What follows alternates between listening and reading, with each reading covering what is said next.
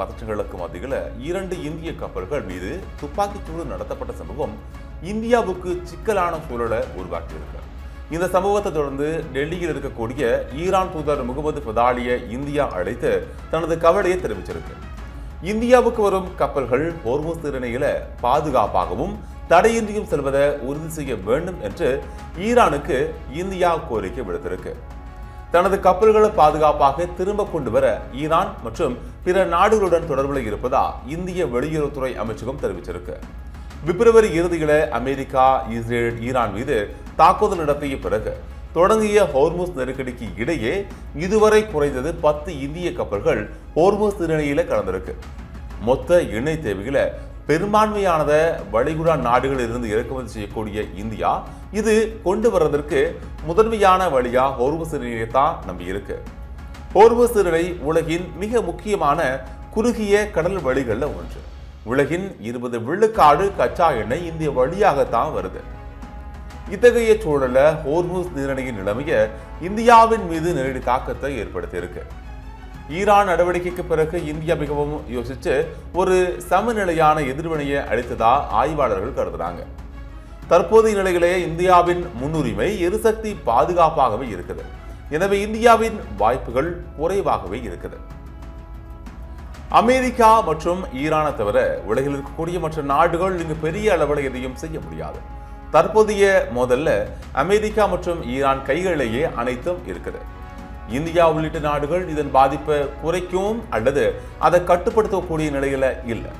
இந்தியாவில் உள்ள மிக சிறந்த வாய்ப்பு ராஜதந்திரம் மட்டும்தான்.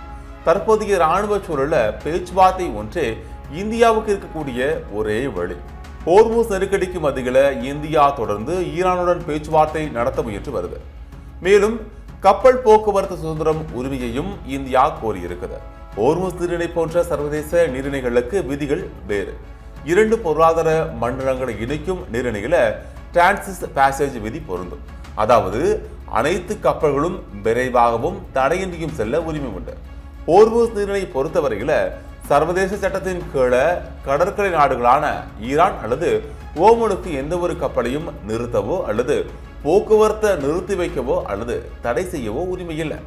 ஹோர்முஸ் நீரிணை விவகாரத்துல சர்வதேச கடல்சார் அமைப்பு சர்வதேச நீர்வழிகளில் சுதந்திரமான கப்பல் போக்குவரத்தை எந்த ஒரு நாடும் கட்டுப்படுத்த முடியாது அப்படின்னு கூறியிருக்கு.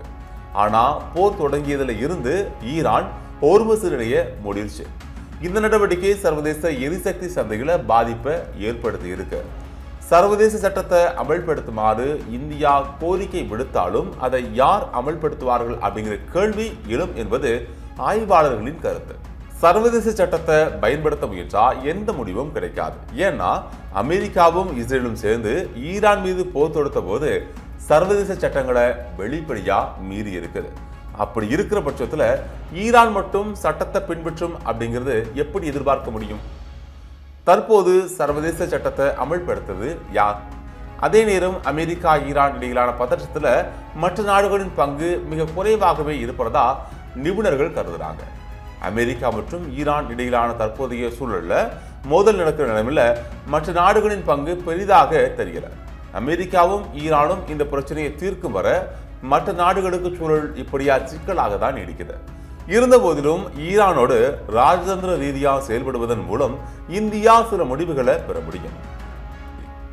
இந்தியாவிடம் இன்னும் நிறைய வாய்ப்புகள் இருக்குது.